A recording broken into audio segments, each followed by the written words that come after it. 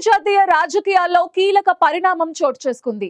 Russia నుండి భారత్ చమురు కొనుగోలు చేస్తోందంటూ ట్రంప్ భారీగా టారిఫ్లు విధించారు. అయితే ఇదే సమయంలో రష్యా అధ్యక్షుడు పుతిన్ భారత్ కి రానున్నారు. ఆయన భారత్ పర్యటన స్కెడ్యూల్ ఖరారైంది. డిసెంబర్ 4-5 తేదీల్లో ఆయన భారత్ లో పర్యటించనున్నారు. ఈ మేరకు రష్యా అధ్యక్ష కార్యాలయం క్రెమ్లిన్ అధికారిక ప్రకటన విడుదల చేసింది. ట్రంప్ ఆంక్షలతో భారత్ చమురు కొనుగోళ్లను తగ్గించిన నేపథ్యంలో పుతిన్ భారత్ పర్యటన అంతర్జాతీయంగా అత్యంత ప్రాధాన్యం సంతరించుకుంది. ఈ పర్యటనలో ఇరు దేశాల మధ్య పలు కీలక ఒప్పందాలు కుదిరే అవకాశం ఉంది.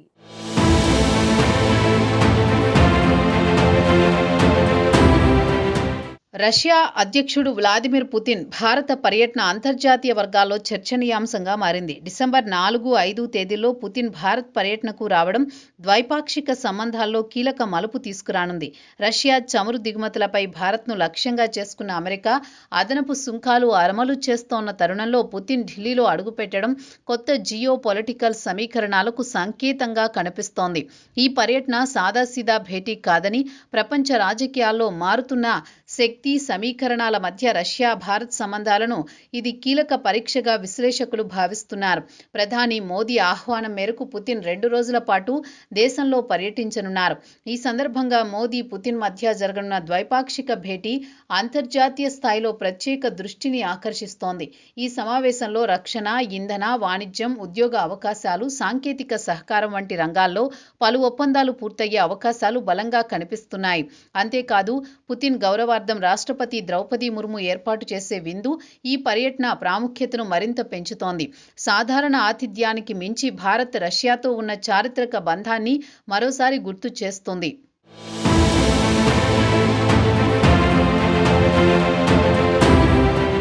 రష్యా ఆర్థిక వ్యవస్థ ప్రస్తుతం నిపుణుల కొరతను ఎదుర్కొంటోంది. భవన నిర్మాణం, జౌళి, ఇంజనీరింగ్, ఎలక్ట్రానిక్స్ వంటి కీలక రంగాల్లో నైపుణ్యాల కోసం రష్యా కొత్త మార్గాలను అన్వేషిస్తోంది. ఈ నేపథ్యంలో భారత్ రష్యా మధ్య 70,000 మందికి పైగా భారతీయులకు ఉద్యోగ అవకాశాలు కల్పించే ఒప్పందం కుదిరే అవకాశం ఉందని తెలుస్తోంది. అంతర్జాతీయ ఆంక్షల నేపథ్యంలో రష్యా అంతర్గత ఆర్థిక వ్యవస్థను తిరిగి నిలబెట్టడానికి నైపుణ్యం కలిగిన భారతీయులను భారీ స్థాయిలో అవకాశాలు ఇవ్వనున్నట్టు తెలుస్తోంది.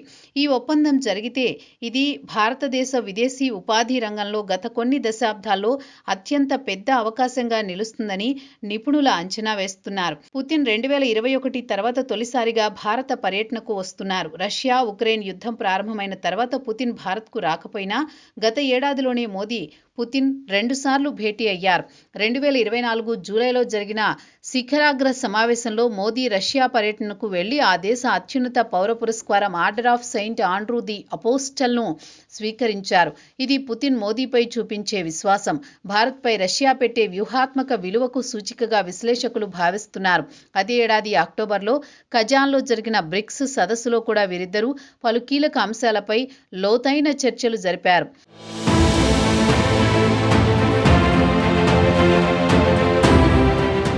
ఇక తాజాగా చైనాలో జరిగిన షాంఘై సహకార సంస్థ సదస్సులో మళ్లీ పుతిన్, మోదీ భేటీ అయ్యారు. 2 దేశాలు అంతర్జాతీయ వేదికలపై పరస్పరం బలమైన మద్దతు కొనసాగిస్తున్నాయనేందుకు సంకేతంగా వీరిద్దరి భేటీ జరిగింది.